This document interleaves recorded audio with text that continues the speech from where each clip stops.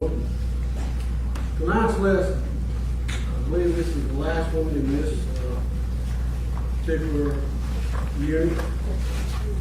And God renews His promises.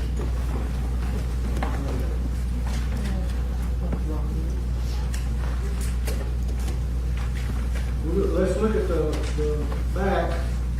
We saw that God planned on providing forgiveness of worldly sin, coming through a people of promise, a covenant people.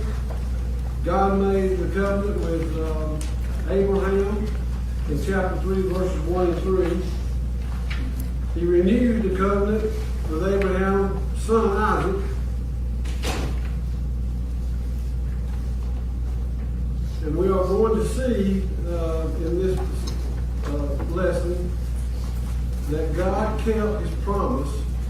Now it would look like at times He's made mistakes. You know, God made a mistake. That's what it looks like. How can He choose these people to keep His promise? And we're going to look at some of those, what humans or mankind would think would be a mistake. The outline of this is the first one is God's promise are kept in an unusual way. The second one is God's promise are given to unworthy people. And God's promise are based on His unchanging faithfulness. And I encourage you to read these verses again later on this week of what we're studying tonight. Go back and start with verse 1 of chapter 25 and just read that whole chapter, going into chapter 26.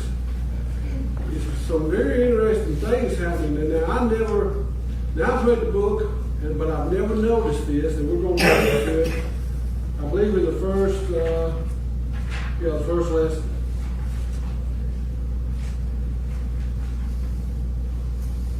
God's covenant promise to bless the world was fully realized when Jesus was born in unusual circumstances and lived and died to save unworthy people for our sins.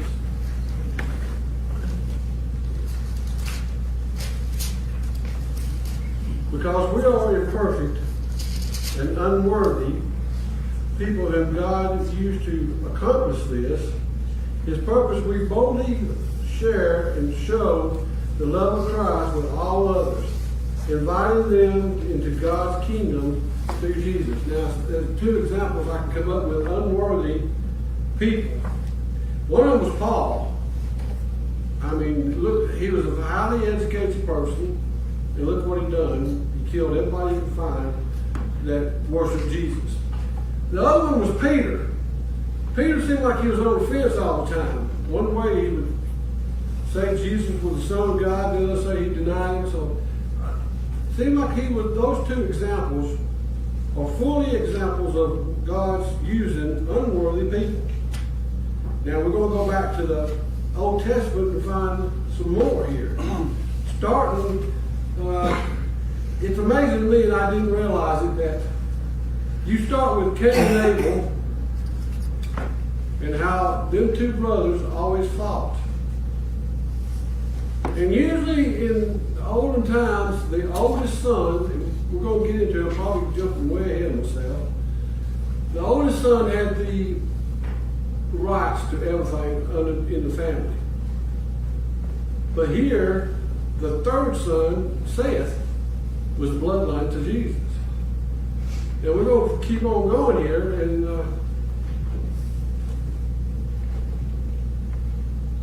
we have all experienced times when things have gone as we might have expected, whether for better or worse. The question for us as followers of Christ is, how do we make sense of those times? What do we do when God seems to throw us a curveball? many has experienced a curveball today? It seems like every day we get a curveball from them, right? And what does it really mean? We expect one thing, and just the opposite happens. It seems like every time you plan, you discuss, you get ready, something happens. And you have to stop. That's just like buying a house. You found a house, you love it. You thank God, and I love this house, Lord, I love it. But you don't get it because you're off on a vacation or off on a business trip. Your wife calls you, there's been a rainstorm, and 3 feet of water come through that house in 20 minutes. And God, you look at God and say, thank you for, saving me all that money. No, I saved your family from drown. See the circumstances? We don't look at that kind of stuff. We look at all the opposites. The money. The damage. It's just like the fires now. We look at all that damage. But, what about the families? We don't see that. We will see that God kept his promise. But at times he does so in a way you wouldn't at least expect, which can cause us to question God. But we'll also see how God kept his promise through unexpected people, many of whom sees quite unworthy of such a privilege of people like us. Yeah, amen. And I feel like I'm a good example of that, because I feel so unworthy being up here. And I've got a degree, and my sister-in-law keeps telling me, you ought to go into teaching. I wouldn't teach kids for nothing. I don't have the patience. I am not long-suffering. Can't do it. Now, I love my grandkids, but they get on my nerves sometimes.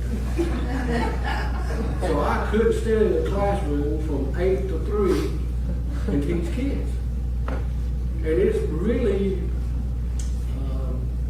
hard for me to be up here looking at y'all and trying to teach this lesson.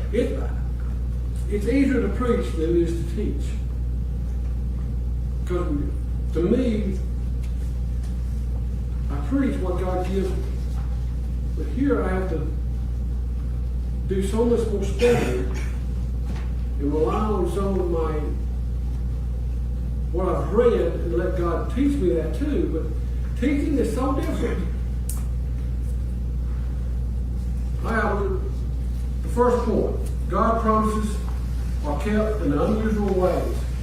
And before we get started, let's go back to, it's in chapter 25, and we're going to be beginning at verses 21 and go through 26. So we're going to find in verse 9, it's been roughly 20 years since Isaac got married. Now, Abraham has died. Now, if you look at verse 9 of that, here's what I really didn't pay attention to. Isaac and Ishmael buried their dad, the 2 sons. One son of Sarah, one son of Hagar. Now, I always thought that when Ishmael and Hagar was left, they was left for good. Now, I've read this before, but I didn't put it together, that Ishmael come back and helped bury his father. Now, Abraham had several more sons, 6 sons in all. And Abraham sent them away with gifts to the eastern part of the country. And these 2 buried their father in a cave. That's all said about it. Now we're going to get into the story of the lesson. Verses 21. Isaac prayed unto the Lord on behalf of his wife because she was childless. Now, just like Sarah, they'd been married 20 years and she hadn't had a child yet. She was getting discouraged. He was getting discouraged. Once again, Isaac, like his father, said, how's the promise going to keep going when I don't have a child? I don't have a son to keep it going. The Lord was accepted to his prayer, and his wife Rebekah conceived. But the children inside her struggled with each other, and she said, why is this happening to me? So she went to inquire of the Lord, and the Lord said to her, 2 nations are in your womb. 2 people will come from you and be separated. One people will be strong than the other, and the older will serve the younger. When her time came to give birth, there was indeed twins inside her womb. The first one came out red looking, covered with hair like a fur coat, and they named him Esau. After this, his brother came out grasping Esau's heel with his hand, so he was named Jacob. Isaac was 60 years old when they were born. Now, can you imagine if we had people had twins today, the first were born and the other had the hand on the heel, what they would do? Probably scream bloody murder. They'd be so afraid. But these two was just like in the New Testament, John the Baptist, when Elizabeth was pregnant with John the Baptist, and she found out that Mary was going to have Jesus. And John the Baptist flipped in the womb. These two struggled and fought. Now, can you imagine what they're going to do outside when they grew up?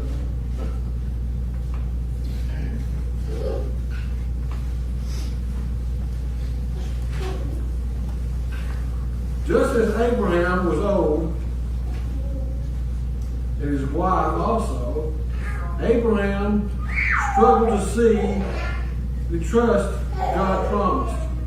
Now Isaac, too, was 20 years older after marrying his wife, and he too was wondering God's promise. I mean, most of the people after 20 years probably just gave up. Right? Yeah. Now, within a couple of years, if women, they got different kind of treatments now they can go through to get pregnant. And sometimes when you quit trying so hard, unexpectedly you get pregnant anyway. Amen. But 20 years? Can you imagine that the thoughts in your head? My daddy told me, God told him, and God told me that through my lineage I would keep going with a promise. And 20 years has passed and still nothing.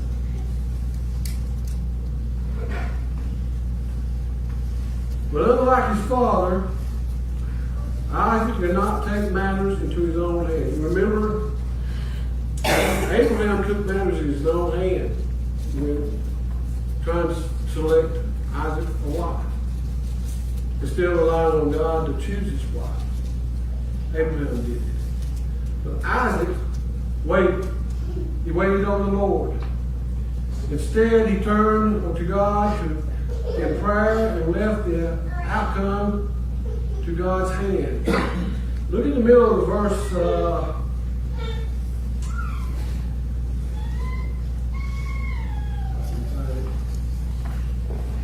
22.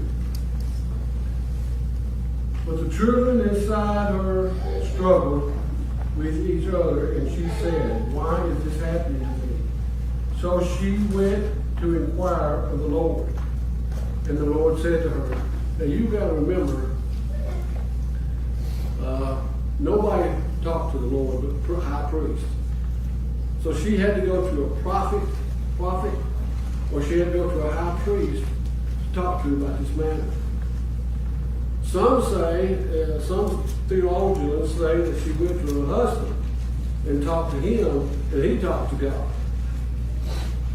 So it ain't like we can talk to God right off hand. Until Jesus comes, we couldn't do that. Until that veil was ripped, that separated us, brought us together to God. We're going to find that there's two things that happened here. Emotional and theology occurred. Emotions are natural feelings and reactions. How often do we react to things that we can't control? A lot.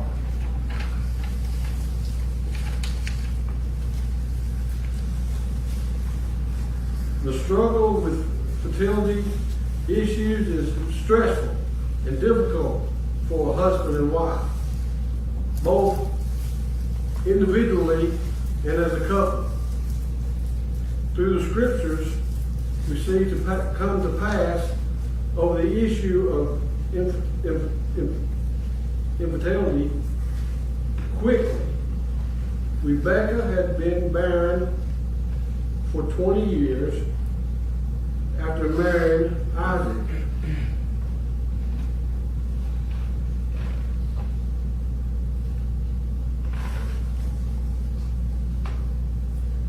You have to excuse me, I'm having trouble focusing on this from my vision.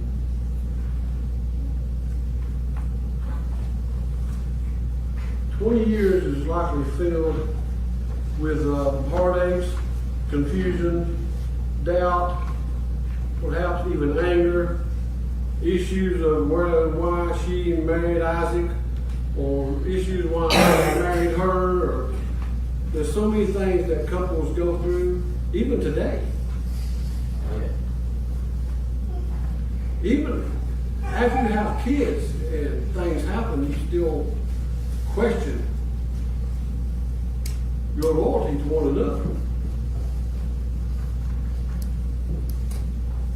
Why do you even have kids to begin with? I mean, different things that goes through people's minds. And still trusting in what God has to give you, what God's given you. There's always this one word that keeps popping up in everybody's mind. Doubt. Isaac was doubting. Rebecca was doubting. What was going on?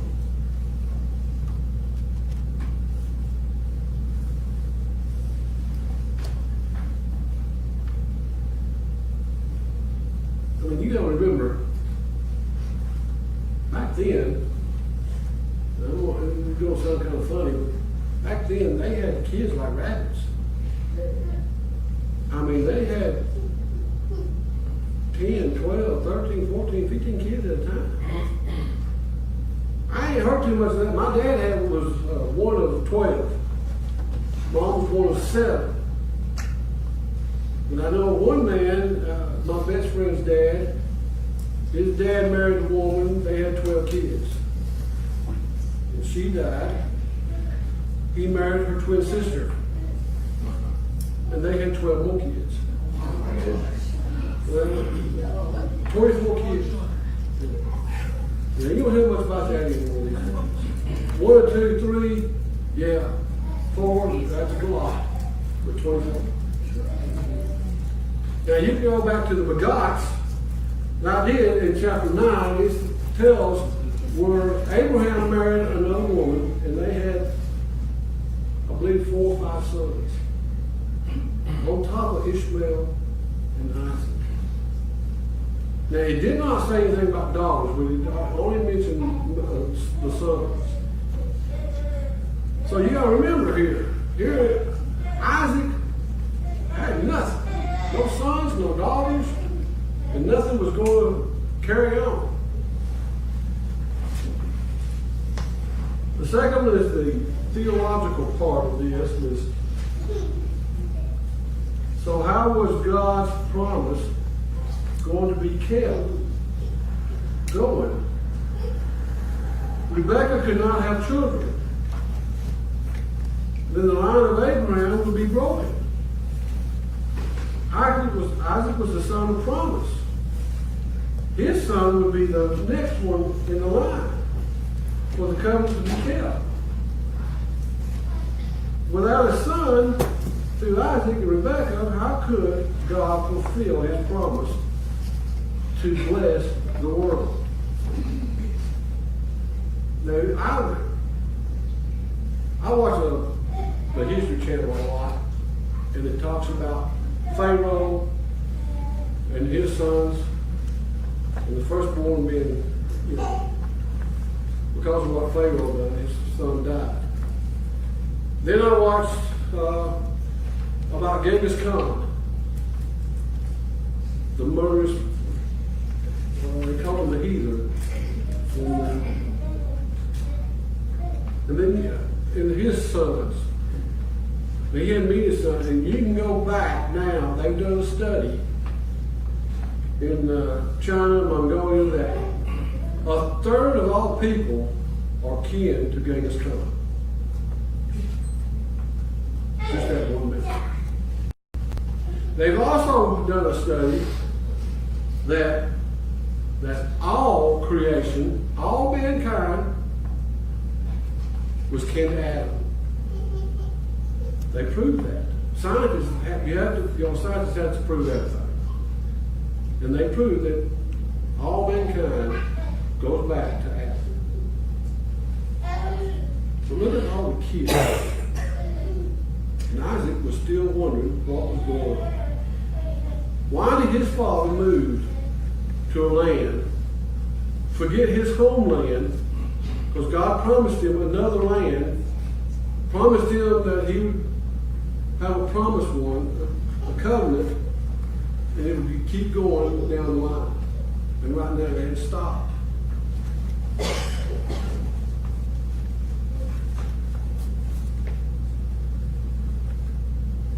We find that the promise God made to Abraham came not because of Abraham, the man, and his marriage, or through Isaac's marriage, or anyone else for that matter, but through God himself would accomplish this alone. See, Abraham couldn't do it on his own. Isaac, even though Abraham followed God, worshiped God, Isaac worshiped God, Abraham had a lot of marriage, so did his son. But that's not why the promise was made. God made the promise. And they still couldn't understand why he was not so. We are so impatient. We want everything right now. Amen. And Isaac wanted a son right now. Yeah, a year is a long time for us, let alone 20 years like they had to. We would have done lost all kinds of faith, and the doubt would have set in of God's promises. Now, there's been a study made since that women are going to college, getting their job established or career, then they finally getting married and having children late in life or in their 30s. My youngest daughter did that. She was 30-something. She had her first child. She went to college, got a career. She started that. But still, Mike's right. When we got married at 19, 18, 16, whatever, within a year, 2 years, we had children on the way. And then, you know, yeah, I heard a preacher say this morning that he's got 4 grandkids, and 3 of them come within 10 months of each other, and only 2 kids.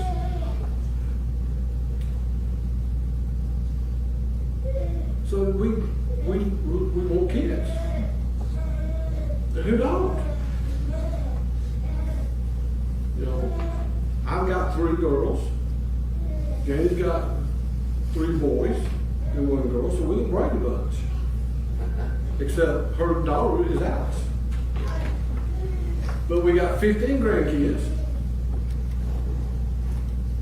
and 3 great-grandkids. And possibly more. We're getting a big family. Amen. Isaac wanted this.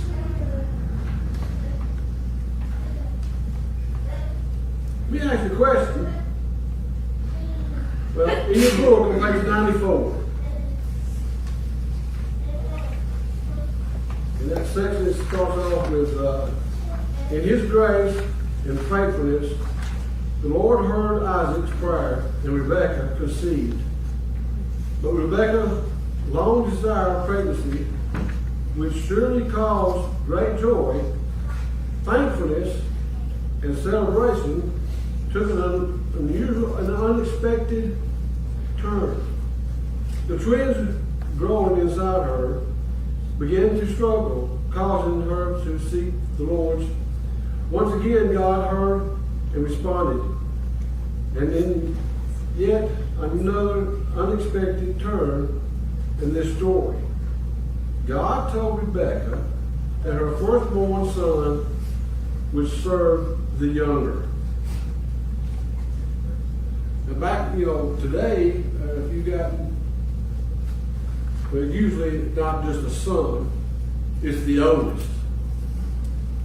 In my case, I got an older brother and a younger sister, and Dad gave my older brother the authority over his estate instead of me. I took care of the finances, but he took care of the estate and left my sister completely out of it. And it's not like somebody getting mad, but the oldest usually gets the privilege, if we won't call it that, of the estate of the parents. Here, it shows where the younger would take over and get the birthrights of his father. Now the question, do you know anyone who the second or the third born was in charge of their parents' estate instead of the firstborn? Now, today.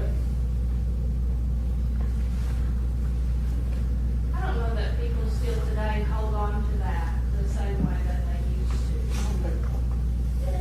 I mean, I could be wrong, but I don't think it.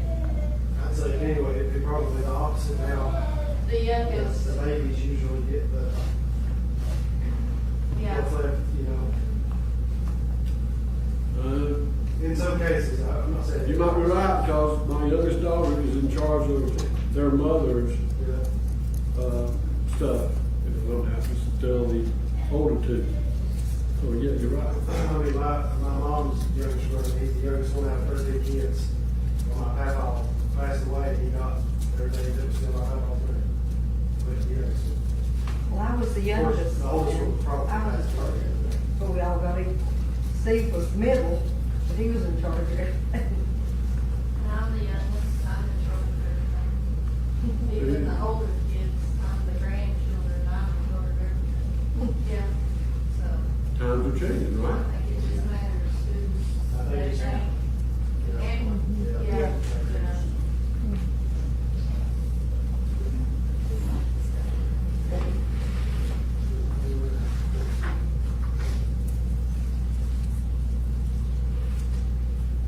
When God revealed to Rebekah that the older would serve the younger with respect to her 2 sons, God showed that he was still unafraid to counter our cultural expectations for the purpose of his redemption plan and salvation.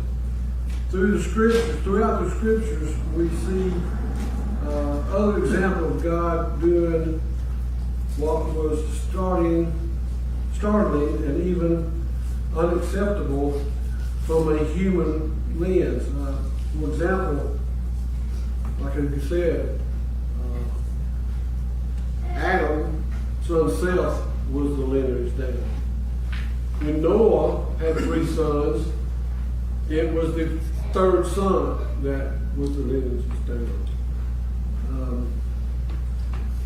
Moses, the leader of the Israelites, and Israel, a spokesman for God, was a man that didn't speak very well. And he stuttered a lot, which I'm prone to do every once in a while. The prophet Hosea was commanded to take an unfaithful wife. Now, who would do that? Well, I think Bill kind of talked about that Sunday about not married and non-Christian. But here in Hosea, and I got out my notes when I was in seminar about Hosea and his unfaithful wife. But God turned it around. And then we find that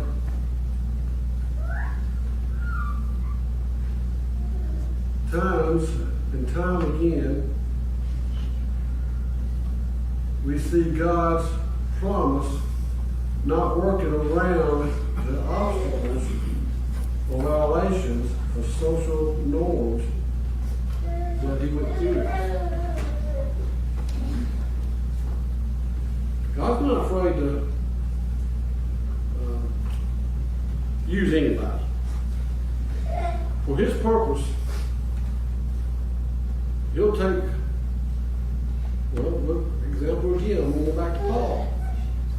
Paul murdered people right and left. He sought them out. He searched for them. But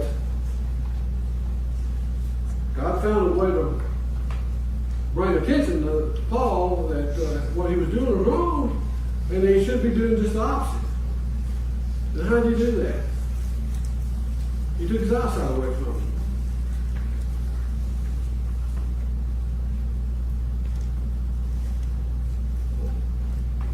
If you desire to do something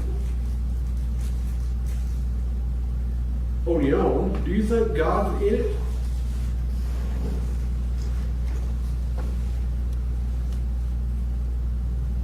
How many has prayed to God to know what their gifts are? What is your gift? I can go around this room and name a few people that's got gifts. How? By their reaction. By what they do, what they speak. Now we're going to look at these 2 brothers in Unit 2. And both of them, the way they look, neither one of them was really reliable to carry on the promise. Unit 2 is in still in chapter 25. We're going to verse 29 and 34. Once Jacob was cooking a stew. Esau came in from the field, exhausted. He said to Jacob, "Let me eat some of that red stuff, because I am exhausted." That is why he was also named Edom. Jacob replied, "First, sell me your birthright." "Look," said Esau, "I'm about to die, so what good is my birthright to me?" Jacob said, swear to me first. So he swore to Jacob and sold his birthright to him. Then Jacob gave him bread and lentil stew to Esau. He ate, drank, got up, and went away. So Esau despised his birthright. Now, Esau means a great hunter. Out in the field, wanted to be outside. Sounds a lot like Cain. Worked the fields. I mean, went hunting, did this. Worked the garden and all. Esau did this too. Now Jacob wanted to stay home. He was a homebody. He was a mama's boy. He didn't like the sun. He didn't want to get sweaty. He just wanted to stay at home and cook. Now Edom means red. Now we found out in the Unit 1 that Esau come out, he was red in color, full of hair.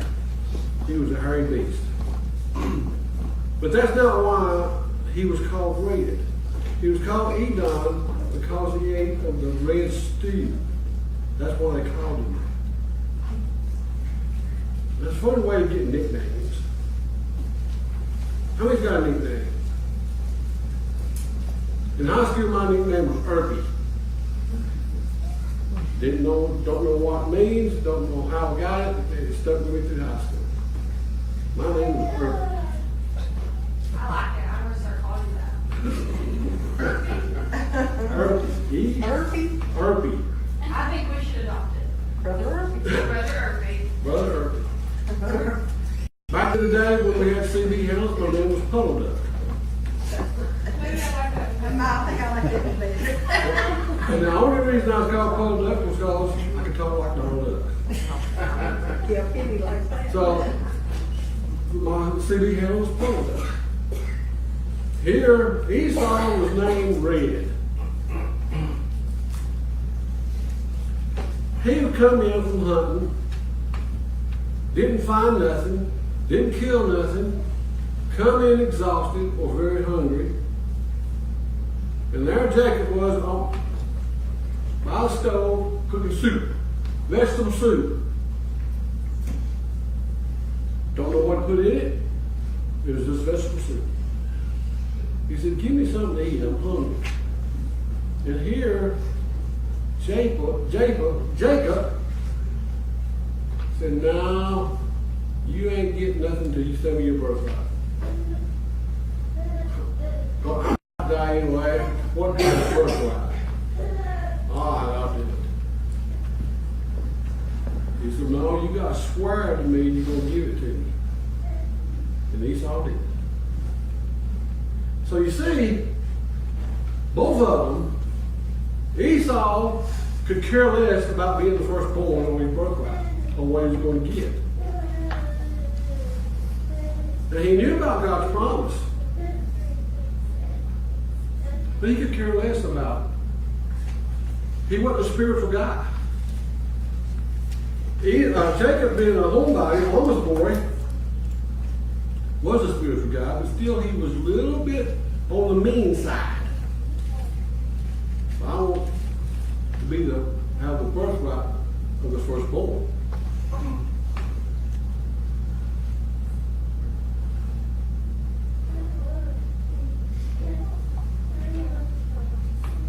Fill in the blanks on your page 95. You got both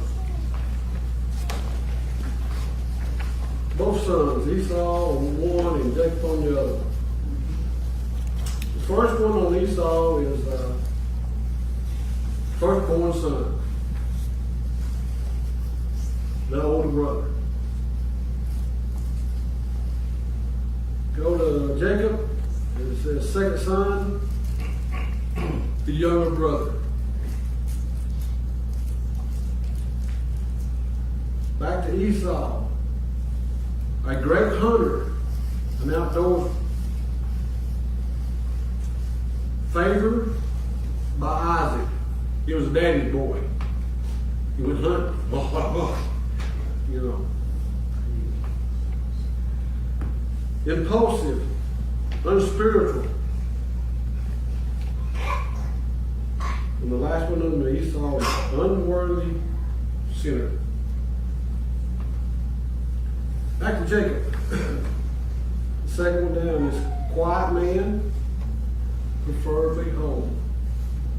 Now I love to be home. I love sitting on my front porch. I can't walk the hills like I used to. I can't go up the mountains and just sit and look across the valleys. So I stay home. I'm a mama's boy. I was a mama's boy. Favored by Rebecca. He was mama's boy. Calculating deceiver. Deceptive. Conniving. The last one, he was an unworthy sinner. So you see, all of us are unworthy sinners. Amen. Yeah.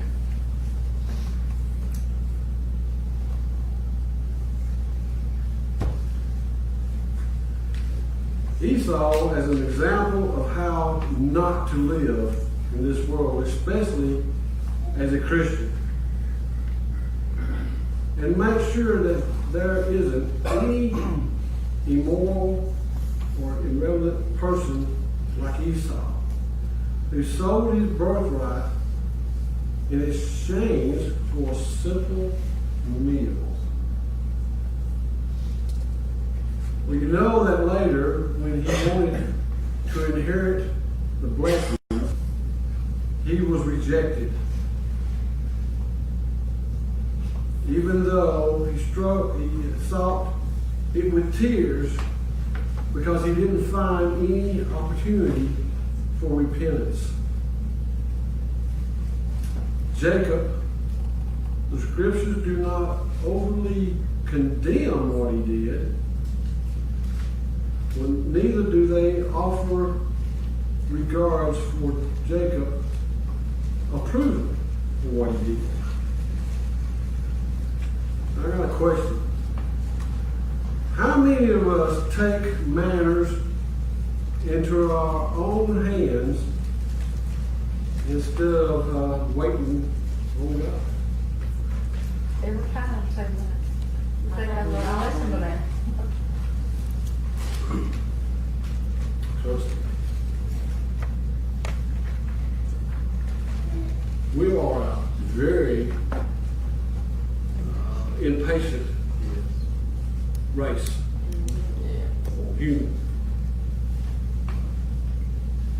I get so tickled at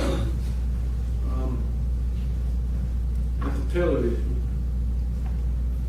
about mankind trying to find planets or find life in the universe. Now, Genesis says one thing. God made man in his own image on this planet. Now, if he made another planet, would they look like God too?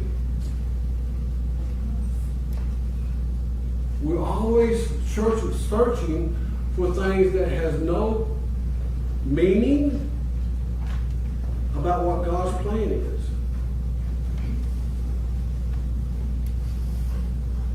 We're always searching for something else. Look what the Israelites did coming out of Egypt. Well, they was all fine and dandy when God was helping them.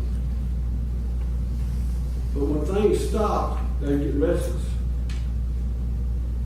They start looking for other gods.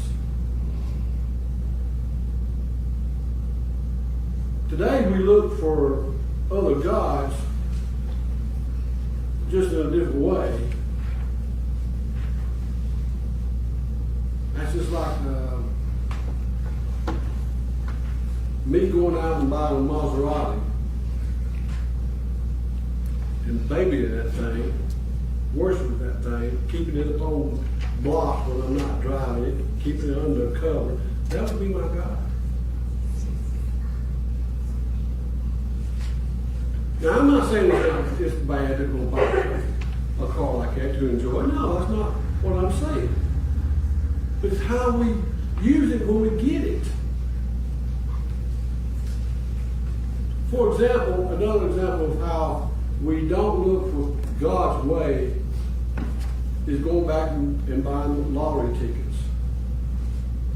What would happen if you won the lottery? We discussed this once before.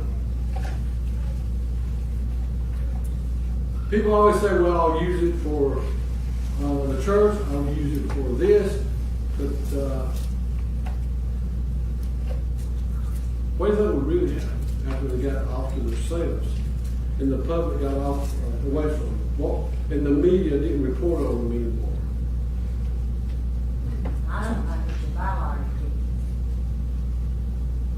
But that's just me. I think it's wrong. I think it's gambling. But David says it's not. I've heard people say if they won the lottery, they'd give so much to the church, and I've heard the church say I wouldn't take it because it's not godly money. I guess if you're a millionaire, it's what you do with that money. I don't want to be a millionaire. I have to say, I'm pretty much a millionaire. So Dave was big out there. But I told the girls I wish I'd win the lottery. And they say, they like it, and they say, how you gonna win, Mom? You don't play. I'm like, I can find the ticket somewhere. I'm not got the dollar on it. It's funny to me that when you do something, when you do receive a birthright or an inheritance, if you want to call it that, how many kinfolks comes out of the woodwork? Now that happened to my dad, and it happened to me. But you know, people just are so greedy. And can you imagine getting a? Let's go back a few chapters in our lesson here to Job and what he received later in life was twice what he had the first time. And people started coming out of the woodwork being saying they're kin to him. I want 2,500 of your camels, 5,000 of your sheep. You know, you got plenty. I need to borrow it. I'll pay it back. And inheritance can we look at an inheritance or birthright in a negative way. And God is trying to show these two brothers, but it's going to take another lesson. I went ahead, I don't know who's ahead of me. Bill. I went and looked ahead, and he's going to show them things, but they're still going to be bickering about their inheritance. Instead of looking at what God can do for them, Esau still don't want to admit he is not spiritual. He don't. How many, if you know anybody that goes to church, like Bill says a lot of times in this service, you go to church and you sing songs and you'll raise your hand and all that, and you ain't got a spiritual bone in your body.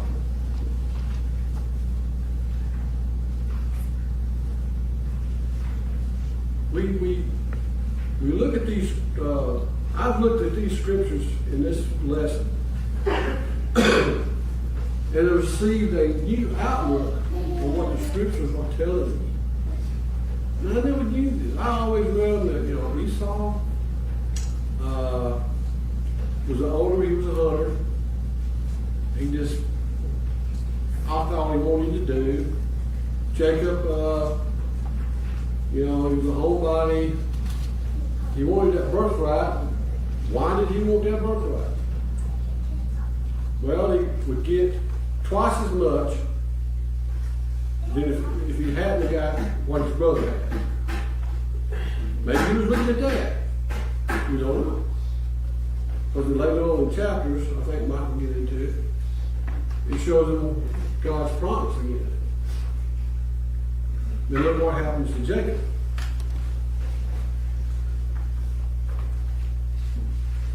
An example,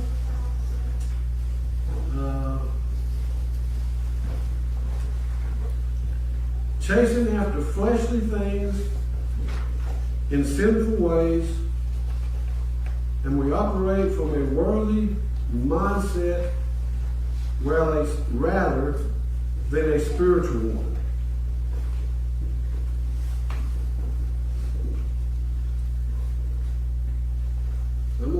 I'm gonna throw this out, and I hope it ain't too bad. A good example of instead of praying about something and just reacting, how many of all of us prayed about the color of this carpet we're going to put up? Good example, I'm telling you. I've been members of two churches where the carpet has split the church. One church went and started another church. Then that church split and started another church because of something else. When you start, it just downfalls. And Bill has said it several times when we first started this. We have to pray about this. A prayer is a mindset. God said, if one or two are gathered, I will be there too. And if we are gathered together, praying about this, then the right stuff will be laid down. Amen. And nobody will be victims. Now these two brothers, even Jacob, did not pray about taking this birthright away from him. He just wanted it. What happens when you find something somebody else has and you want it? What do? Now I've seen teenagers just go take it.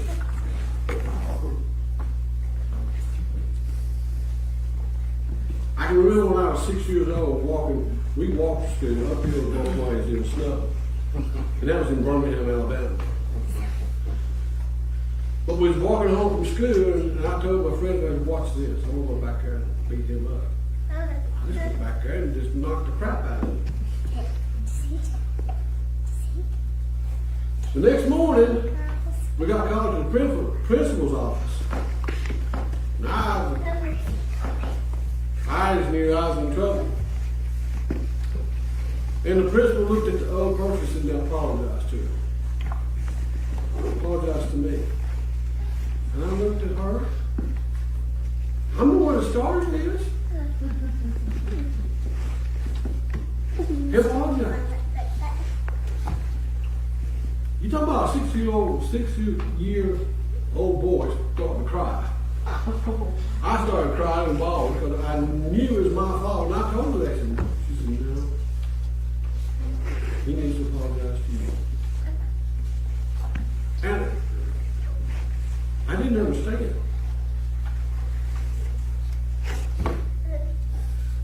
It's like having an enemy, and God says you gotta love your neighbor. God also told us, if you can't love yourself or your family, how can you love your neighbor? How couldn't Jacob not love his brother? He took his birthright away from him. How should the faithful, ongoing work of God, even through unworthy sinners, challenge our fears and our excuses against obeying God in faith?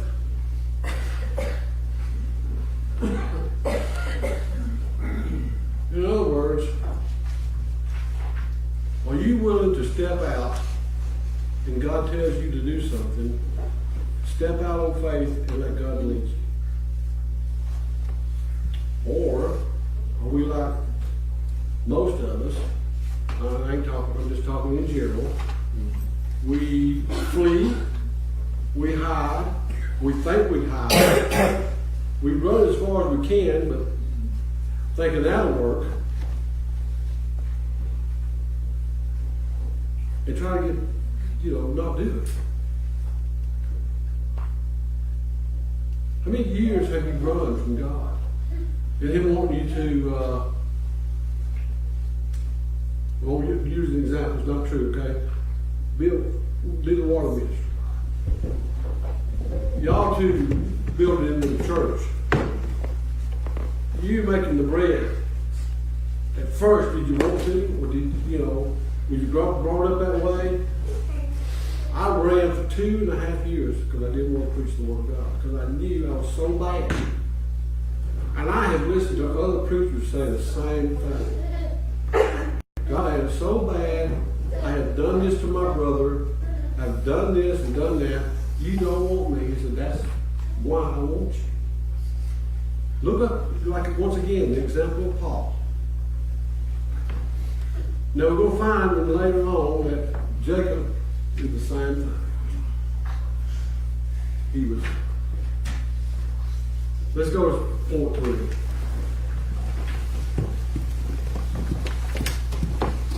Number 3, I think there's an example in that for every one of us. I don't think Abraham was worthy of what God gave to him, but He gave it to him by faith. The promise came to him by faith because of his faith. If you look at the people that He chose in this, Rebecca and Sarah, both infertile, neither one of them could have children. God did that before He chose. He already knew that.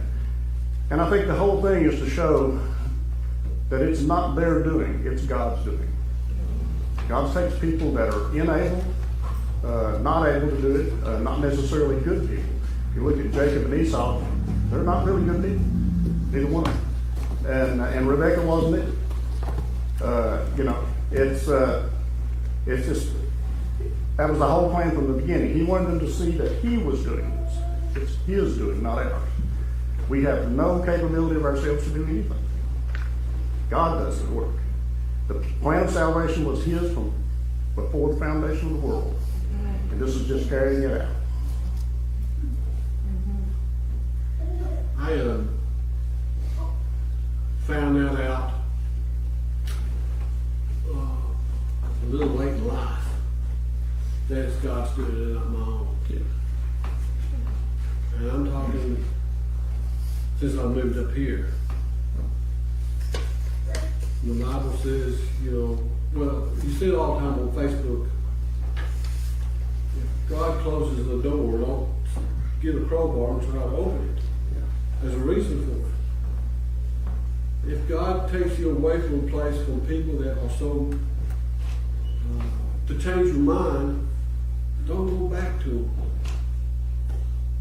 Now, I realized that after I moved up here.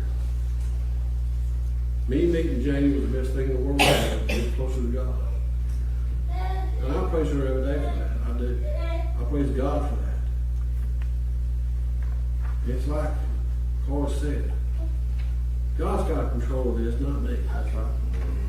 Because if God wanted to, and He could have done it here. He could have done it with these 2 boys. And I'm sure if He wanted to, He could have had Rebecca conceive another child. But He could have, if any time these 2 boys got out of hand and they're gone. We can get so far in sin that God says that enough is enough. He did that exactly to mankind, and then Jesus was born. Enough is enough. So you're right. God's in control of this. And sometimes we'll sit here and I look at this story and I see Jacob, he'd been at home. He liked being at home. Or as we see it, some people, we sit at home or we sit in the pews. Now, we sit there and the preacher's up there and, well, he's not preaching to me. I wonder which one of these people he's talking about. You know, 'cause I'm not that kind of person.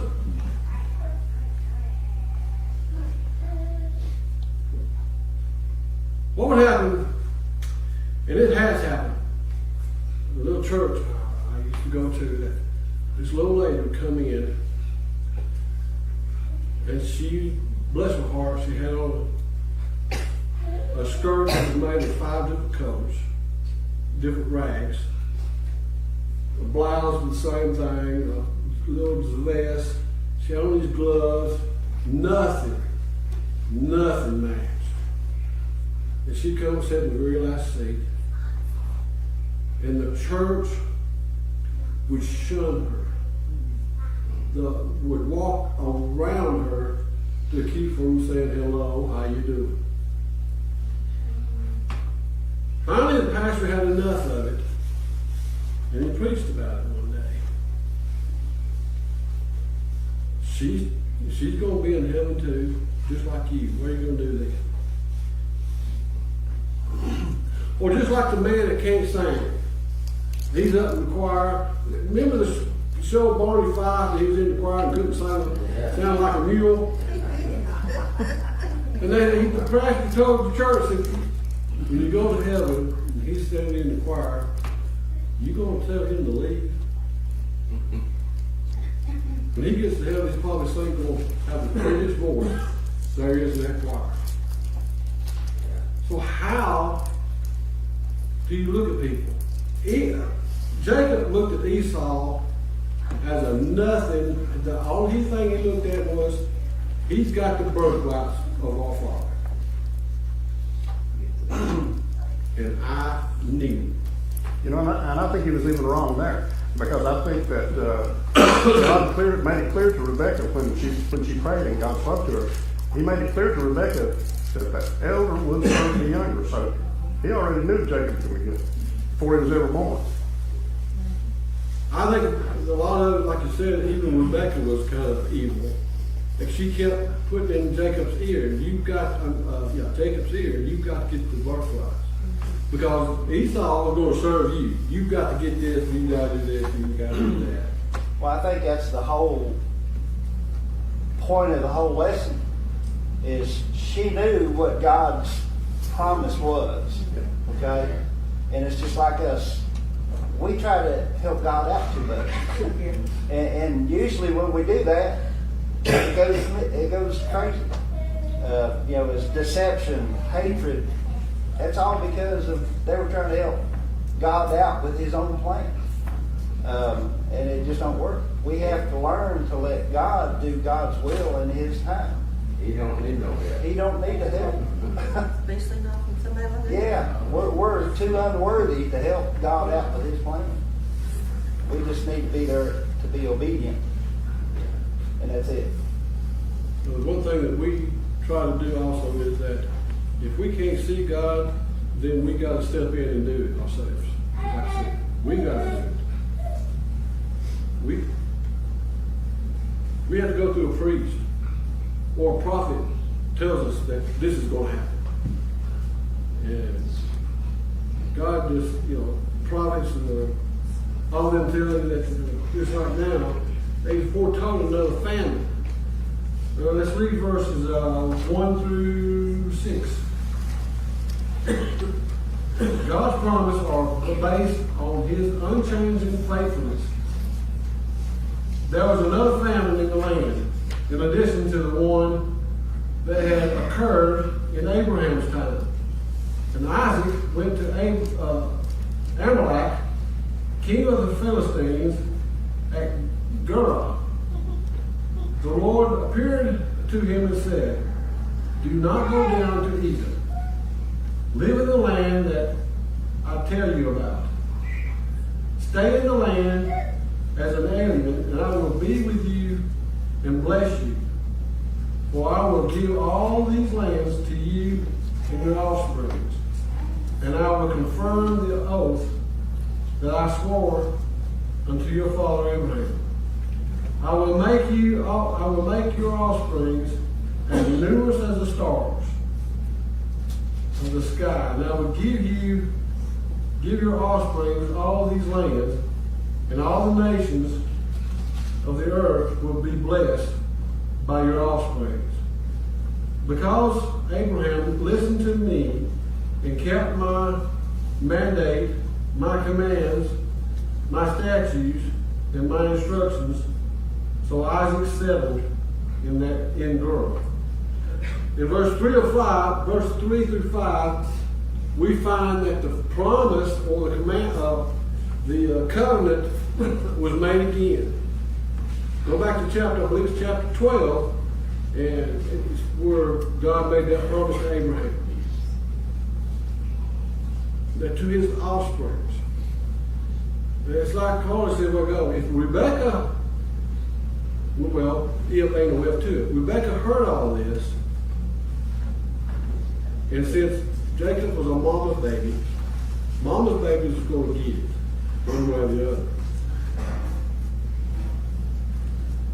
And we're going to find out next week how he got it.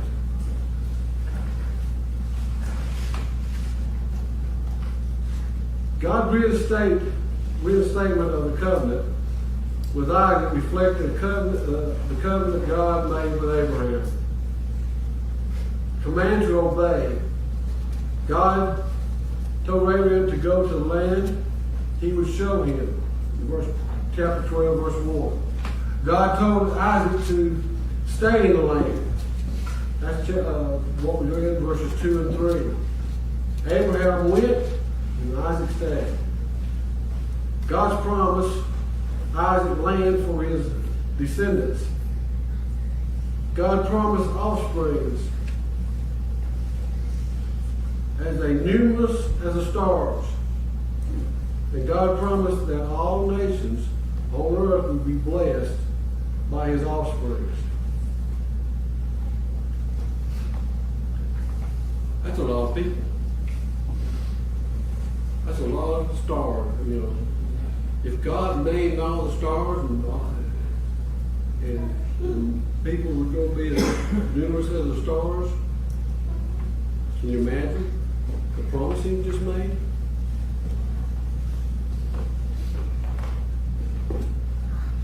Have you ever received a promise from God?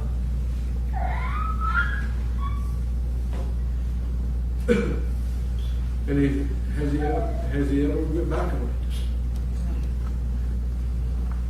it? Have you ever made a promise to God, but went back on it? Yep. Have you ever made a promise to your loved ones or neighbors, but went back on it?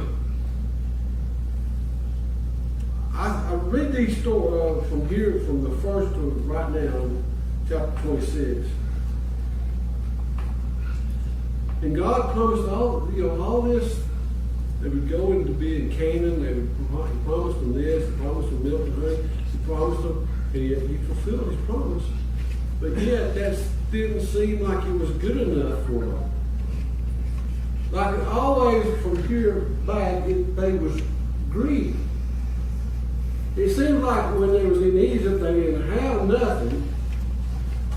God was giving them manna from heaven to eat, just what they needed to eat. But they wanted more. It made Moses mad that he struck the rock to get water. And what did that do to Moses? He couldn't go to the promised land. Here is Jacob. He wanted a birthright, but didn't understand what it meant. To him, it's just physical things. I mean, sure, I believe Rebecca told him that he was going to be the chosen one, and that his older brother would serve him. But really, I got some other Bibles. It said that he truly didn't understand what Rebecca was telling him, that he needed the birthright. It sounded like Rebecca was telling, God promised you And if you take the birthright, things will be okay.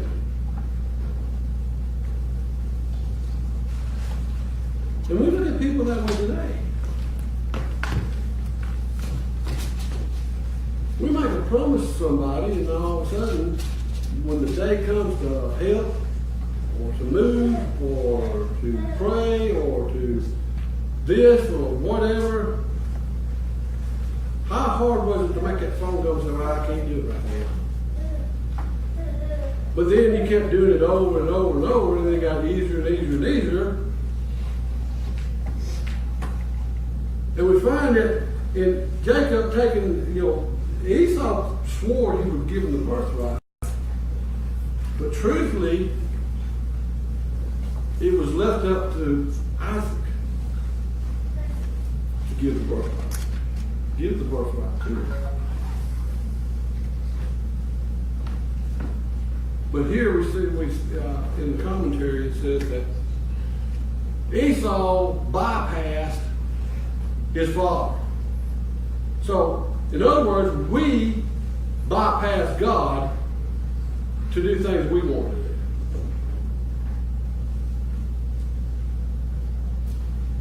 And we try to get by with that.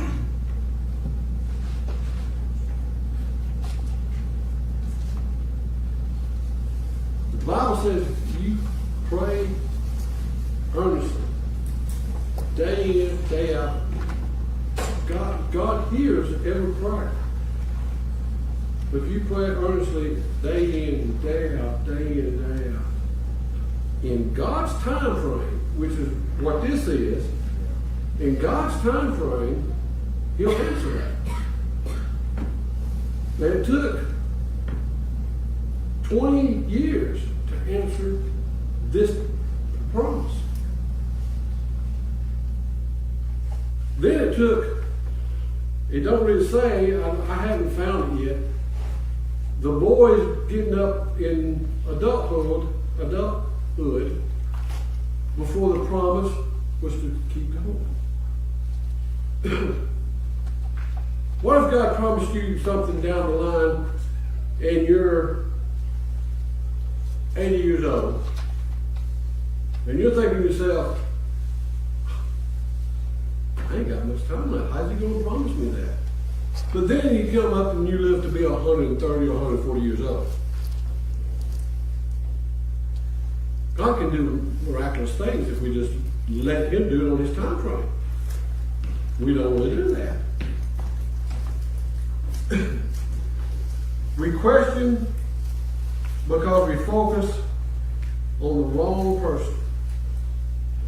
Our gaze should be not rest on Abraham or Isaac and the flaws about should be fixed on God, who swore an oath to Abraham. That could go back. I promise you that next year is going to be the best year this church has ever had. I know God's going to do that. Now, can I make that promise? Yeah, you can make it. But can I keep it? No.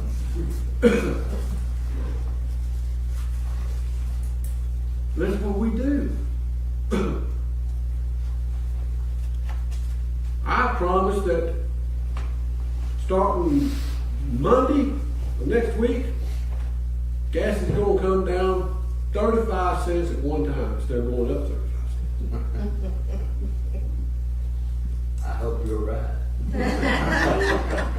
You see, we make all these promises. We do that in real life. We do it in politics. We do it in the church. We do it to each other. Esau promised and swore, give me the soup, you can have my birthright. I don't need it anyway. I'm fixing to die. And all it was, you have to look at these words. He was exhausted. He was hungry. I'm going to die. I'm tired. what good is it gonna do? They rejected the spiritual blessings for the instant gratification. Gotta have something to eat now. Yes. He rejected everything that God represented for that.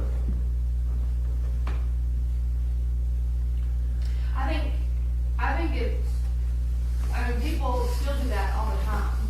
People, I mean, when we talk about laying up treasures in heaven, people don't necessarily always think about that, you know, what they should be doing on the spiritual side of it, but on the earthly side of it, you know, working on this thing or that thing, or, you know, cleaning your house, or cleaning your car, or, you know, working to get more things. People think of the right here, right now. What can I, you know, what can I have? What can I get? But they don't think about laying up their treasure where it will be eternal, because it's not right in front of their face. Just like for him, that food was right in front of his face, and that's what he wanted right then. He didn't care about what he was giving up to get it.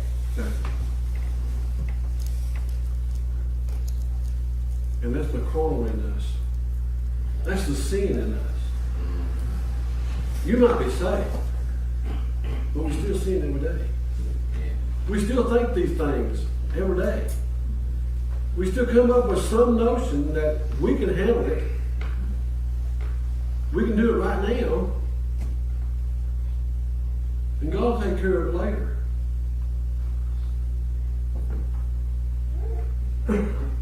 We look at the outside these doors, and we go home, and that's just about it. I'm talking about the church, not the body, not this church. You go outside the doors and leave me alone. I'm going home. I'm going on Sunday afternoon, and I'm getting in my recliner, and I'm going to rest. Sunday afternoon, when I was in Alabama, we had a group that went out and went to the church, went to the hospitals and visited. On Wednesday night, the choir would go sing at the nursing home. We would witness that way. When I was in the nursing home several years ago in Clintonwood, the nursing home, in rehab, every Wednesday they had somebody that would come in and preach to the people. And anybody could go that wanted to go. One couple of times there'd be 1 or 2 people. Then the next Wednesday there might be 20 or 25 or 30 in there. But whatever church was there was witnessing about God. And it's like you said, it's so hard to witness to somebody that we're afraid a lot of times we're afraid we'll get our feelings hurt. Afraid what the words might come out of their mouths. I've been with my dad several times in the houses, and he'd knock on the door and they'd open the door and they'd start cussing him before he even said hello. I mean, that's the way people are. Used to be, you could drive down the road and pick up a hitchhiker and take him to town. Now you can't do that. You don't know who you're getting in the car. They're getting in the car with you. Amen. When I was little, we would leave the door open, screen door, fans in the window, and go to bed. How many people locks the door now? Seriously, where I live, when I go home, I get out, take my keys out, open a little flap, drop my keys in the thing, set it up, and go in the house. My keys stay in my truck. We got 2 front doors. We got one like French door, like that back there. We leave it unlocked. And the other one's locked. We feel safe and secure at that place. Nothing's ever happened except for a bear going through the garbage. But in town, you read it on the news. Keep your cars locked, and your doors locked, and your windows locked, and this locked, and your outbuilding is locked. And we don't trust God. And next week, Mike's going to go into further detail about this. About two brothers. Now, me and my brother are 4 years apart. And the last time I seen him was in 2013. I've only talked to him one time since then. Now because I don't, I have to talk through my sister-in-law. He's got Parkinson's. And he's got arthritis. His hands are, you know, this finger's over here and this finger's over here. And he can't talk too good with the Parkinson's. So I have to go through first. But he's my older brother. Which I pray for him every night, him and my sister brother. We're separated by 800 miles. He lives in Perry, Florida. And I live, of course, I live here. We're so far apart from kinfolks. During May, we have the decorations. We'd go around and decorate the graves that our loved ones were at. Then we'd have dinner. There's only one uncle left. And that tradition, last May, nobody showed up. It's gone. About our families. We were bringing people we know to, we would worship that way. We would bring people in to eat with us. It's hard to do that now. But God said He would take care of us. He promised through Abraham, through Isaac,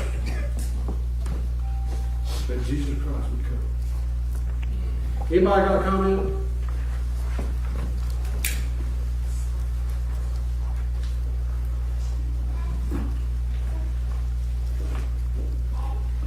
I think we're starting in another session, another unit next week. Hopefully a lot of people that are sick will get better and more people come out.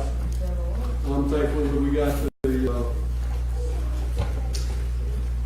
online. So thank you for coming out. If anybody ain't got a thought or a question or anything, let's pray. Father in heaven, Lord, we thank you for this beautiful day. Lord, it may be raining and it may be windy, but Lord, it's beautiful because you made the earth good.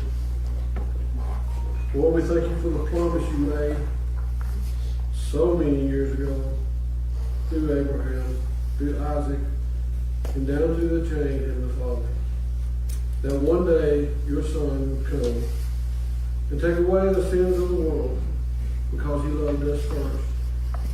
Thank you, Father, for everything. We thank you for watching over and taking care of us. Lord, we ask you to be with those that are in need. We pray for the family that lost a loved one. We pray for that child that's in the hospital. We pray for all the children, Lord, that are sick with disease, cancer, or whatever, Lord. Be your will, Heavenly Father. We ask you to take care of them. Watch over them in your bosom of your arms, Heavenly Father. Go with us to our homes, Heavenly Father, and let us be here.